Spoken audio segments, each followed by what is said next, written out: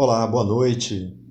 Mais um estudo das bem-aventuranças. Eu quero pedir a Deus que abençoe a sua vida, que te faça entender essa palavra e que você seja um bem-aventurado, que você se torne uma pessoa mais mansa, uma pessoa que agrade o coração de Deus.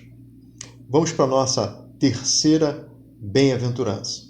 Vem comigo e vamos aprender para compartilhar. Bom, a nossa terceira bem-aventurança se encontra no Evangelho de Mateus, capítulo 5, versículo 5, que nos diz o seguinte: Bem-aventurados os humildes ou mansos, pois eles receberão a terra por herança. Em outras versões traz herdarão a terra. A palavra manso, a palavra humilde, infelizmente, ela se tornou uma palavra que indica um sentimento de passividade, muitas vezes, de aceitar todas as coisas. E nós vamos ver, durante esse estudo, que não é bem assim. Então, nós temos alguns objetivos com esse estudo, que o primeiro deles é realmente traduzir essa palavra, saber o real significado da palavra manso. A gente vai fazer também uma breve análise desse texto e descobrir o que não significa essa bem-aventurança e, posteriormente, o que significa essa bem-aventurança. E no final nós vamos também fazer uma conclusão em cima de tudo aquilo que nós estudamos sobre essa bem-aventurança. A palavra herdarão aí indica uma posição na família de Deus, ou seja, herdarão a terra. A terra seria a Nova Jerusalém, né, onde habita a justiça, onde estaremos para sempre com o nosso Deus. A palavra manso, ela não é uma palavra que a gente usaria como um elogio. Aquela pessoa, vai ali uma pessoa mansa. Para nós, isso não é um elogio. É até um demérito.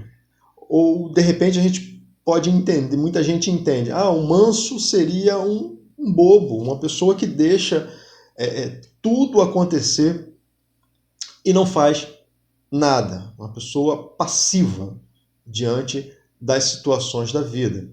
E por isso é interessante a gente entender a palavra como significava na época que ela foi escrita.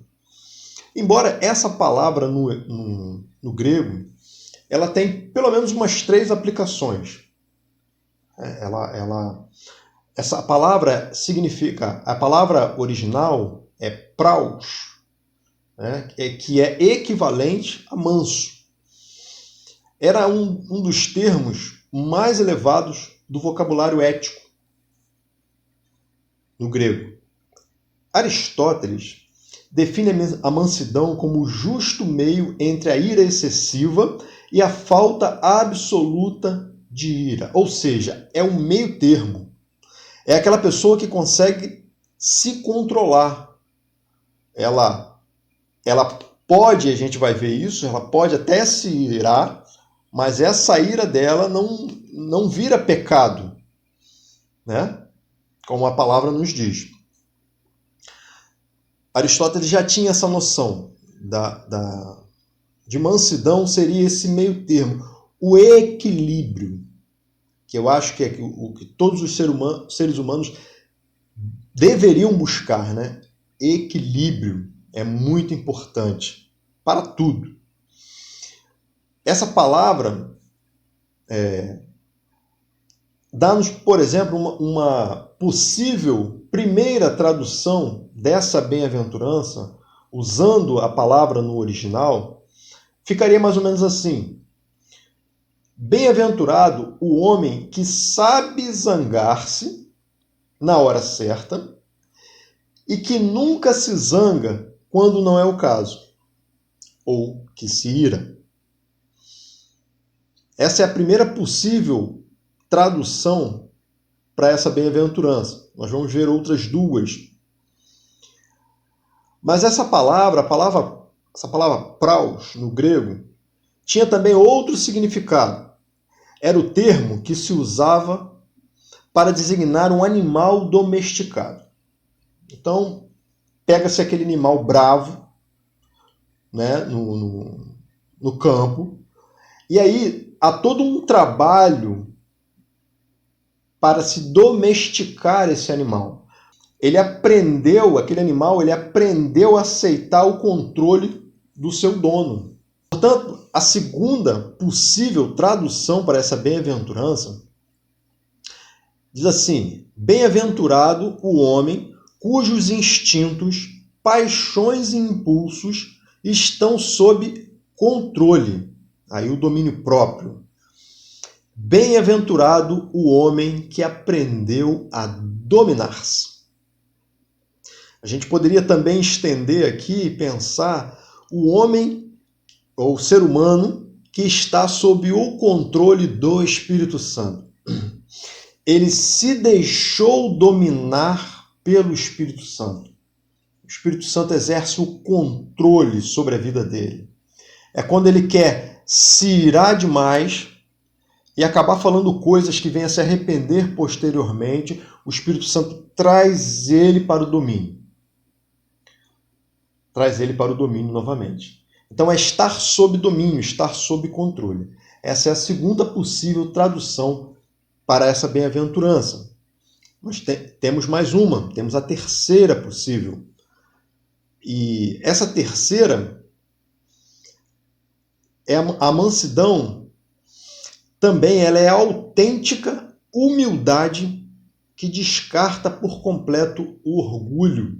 Sem a pessoa ser humilde, ela não pode aprender nada. Porque quando não se é humilde para reconhecer que precisa aprender, ela para de aprender. Porque quando o ser humano entende que já sabe todas as coisas, aprender mais o quê? Então é necessário ter essa mansidão, ter essa humildade e entender que nós não sabemos nada. Por isso, a gente colocou o nome do canal Aprendendo e Compartilhando. É uma constante, não para. É sempre aprendendo para sempre compartilhar, para que outras pessoas aprendam e compartilhem. E isso continue. Seja uma constante na vida das pessoas, na sua vida, na minha vida. Essa mansidão tem que existir, dar essa ideia de humildade, para que a gente entenda que não sabemos tudo e possamos continuar aprendendo. O ser humano, ele só alcança a estatura perfeita da sua humanidade amadurecida, né? Humanidade amadurecida, quando aprende que é uma criatura de Deus. E que se Deus não estiver no controle da sua vida, te trazendo para o equilíbrio, te trazendo para a mansidão, ele não pode fazer nada sozinho. Muito se tem pregado por aí. Você pode. Você. Cuidado com isso. Sem Deus, nada podemos fazer. Até porque, se existimos, foi porque Deus nos deu a vida. E se foi Ele que nos deu a vida, logo, a vida não pertence a nós. Deus, ele é o dono da vida. É Ele que dá a vida ao ser humano.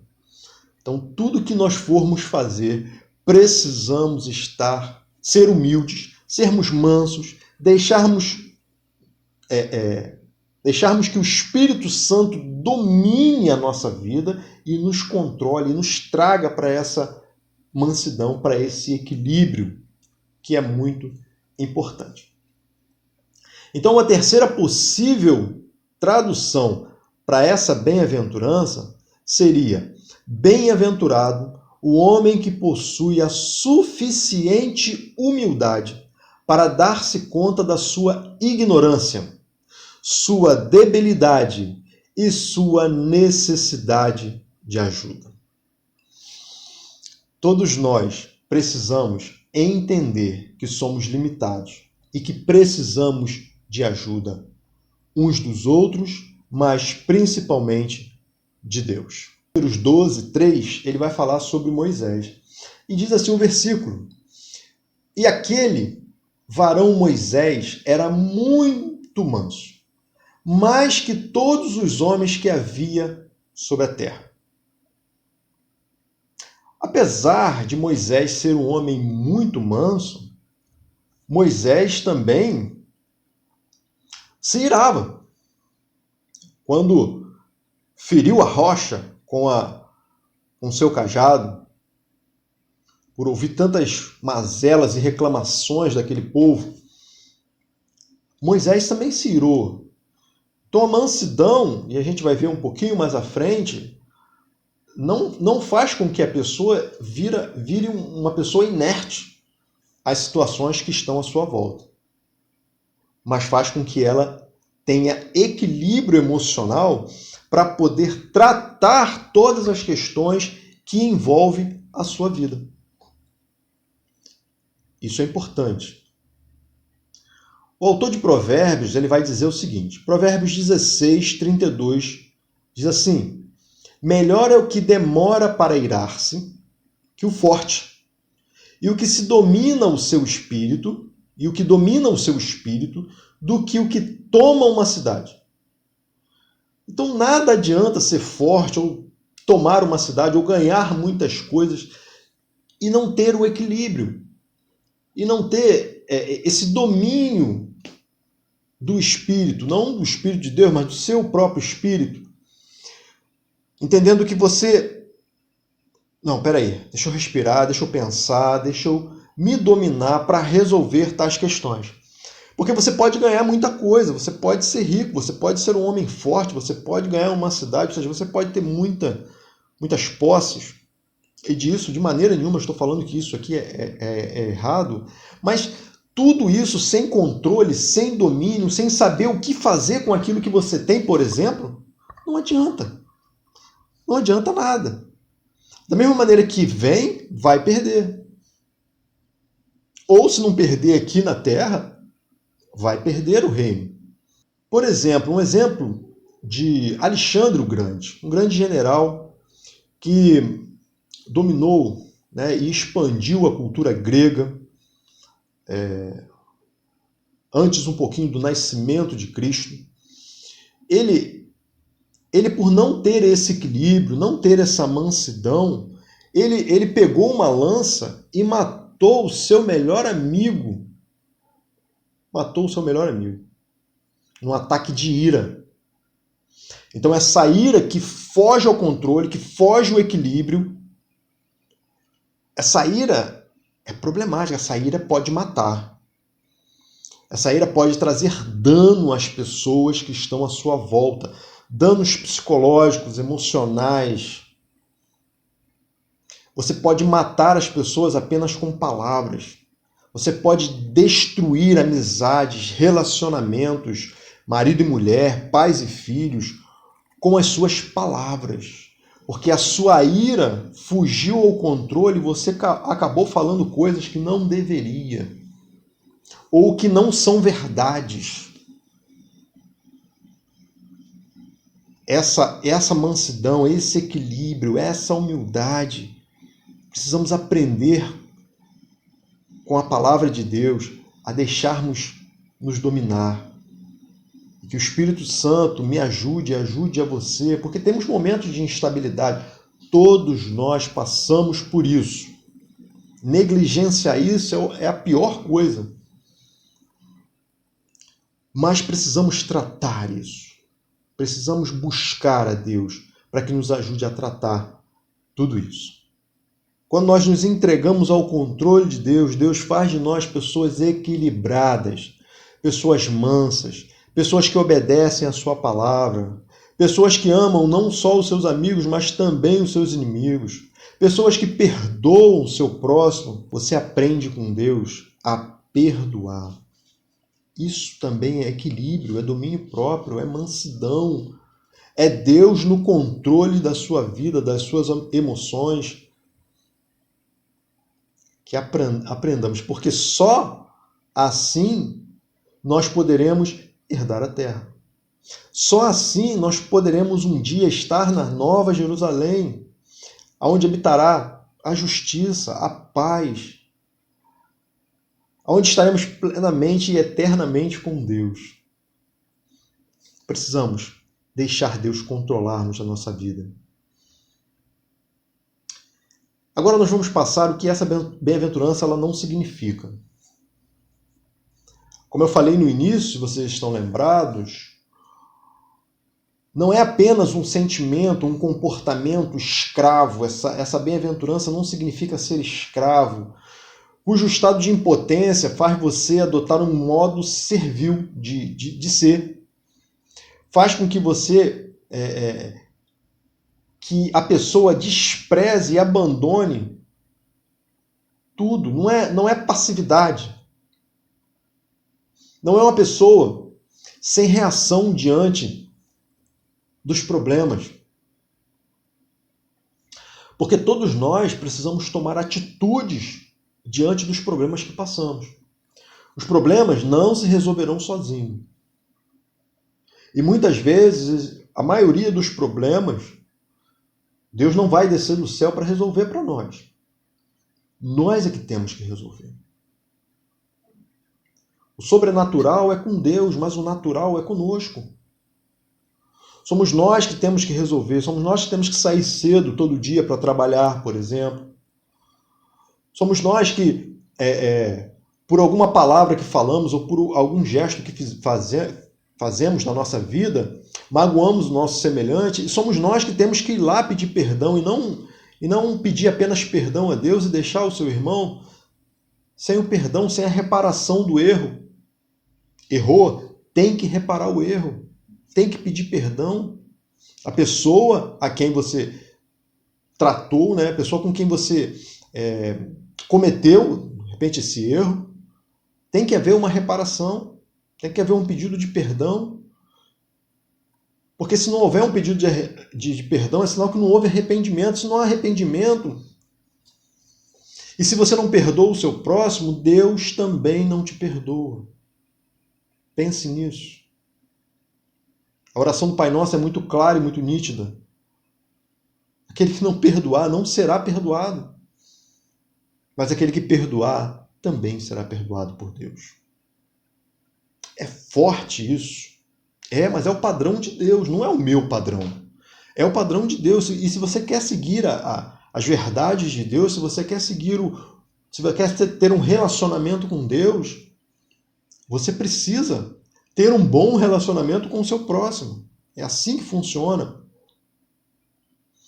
Essa mansidão também não significa uma indiferença ao mal. A gente às vezes suporta, né, como Jesus suportou com paciência, muitas coisas, muitos ataques que nos são feitos, né? Mas a gente não pode negligenciar ou ficar indiferente ao mal. As coisas que agridem, por exemplo, a nossa fé. E sermos passivos e mansos, né? A mansidão não é essa passividade de aceitar todas essas coisas, aceitar todos esses ataques ao Evangelho, sem fazer nada.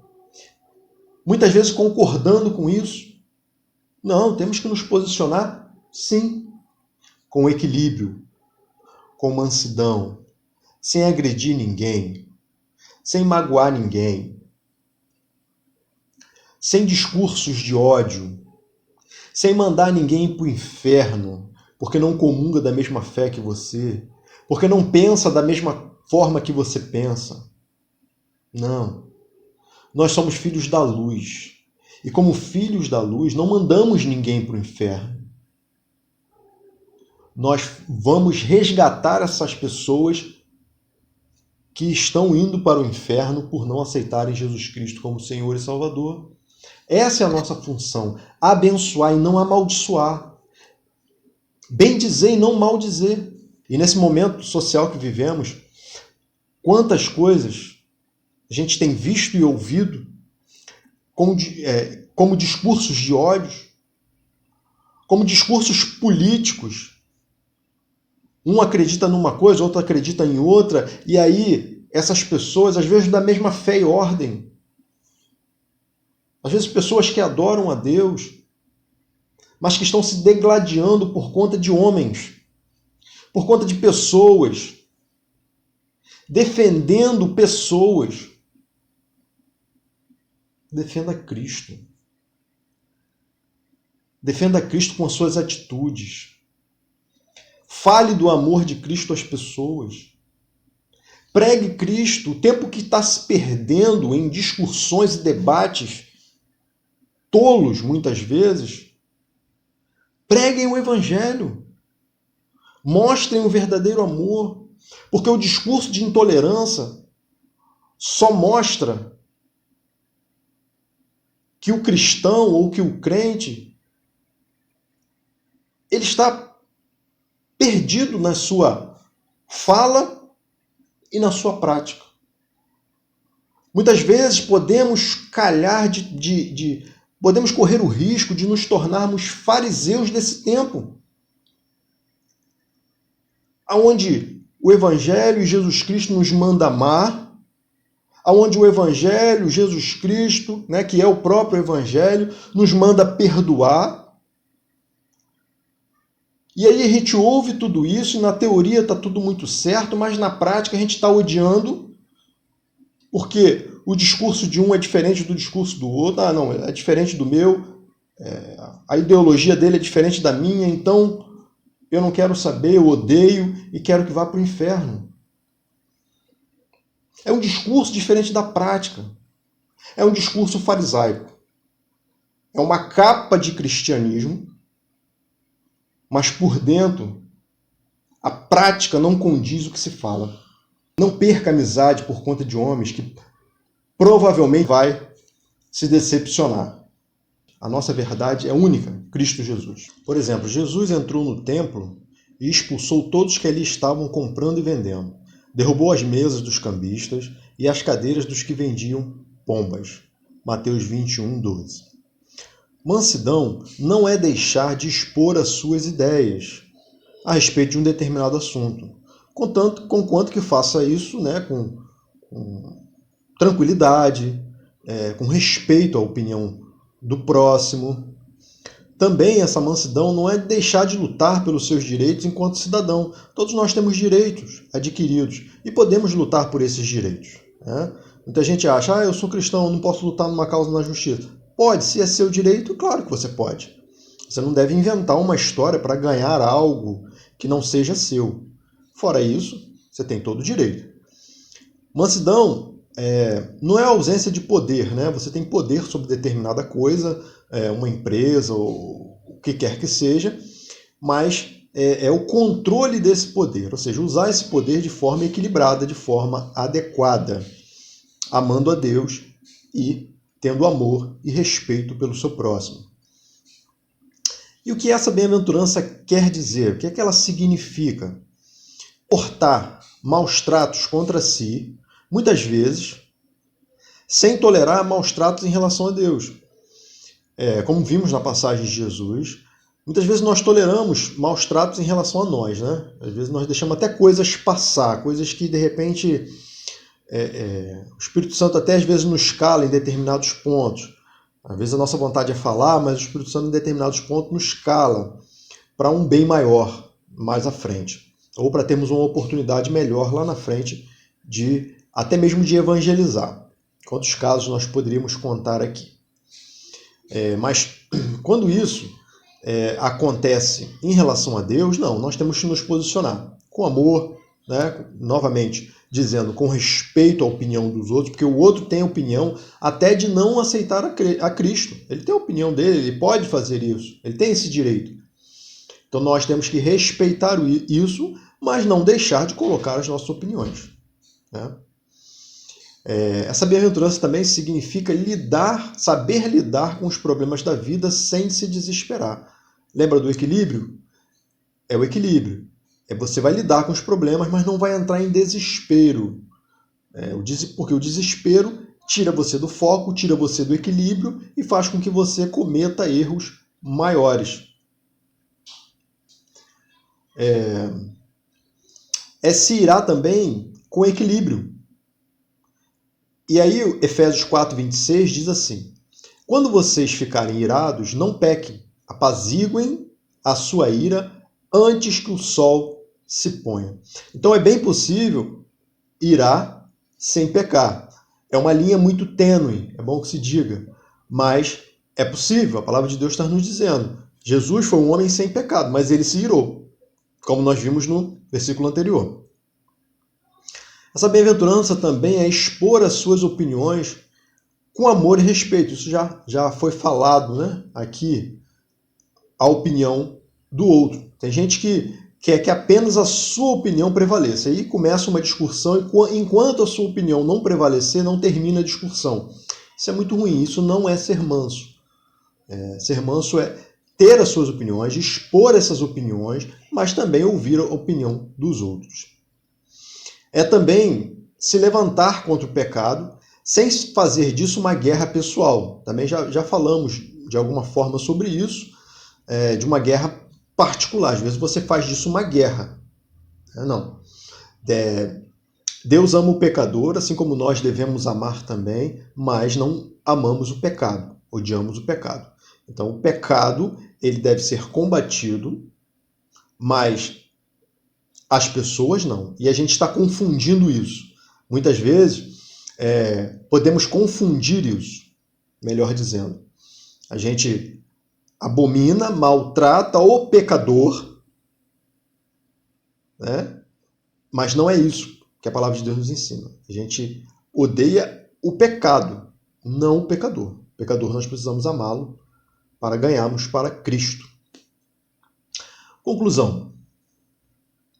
Essa palavra praus, claro, ela significa muito mais, né, do que o manso. Nós vimos pelo menos 3 significados aqui, mas se a gente poderia fechar essa bem-aventurança de uma forma mais ampla, ficaria assim: quão feliz é o homem que sabe quando expressar a ira e que nunca se zanga fora de tempo, que aprendeu a controlar seus instintos, impulsos e paixões, porque pôs sua vida sob o governo de Deus e que tem suficiente humildade para reconhecer sua própria ignorância e debilidade, porque o homem que possui tais virtudes é rei entre os homens.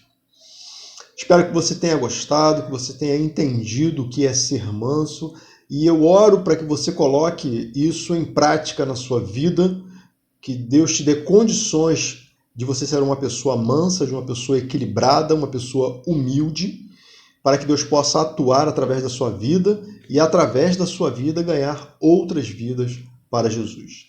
Essa é a minha oração.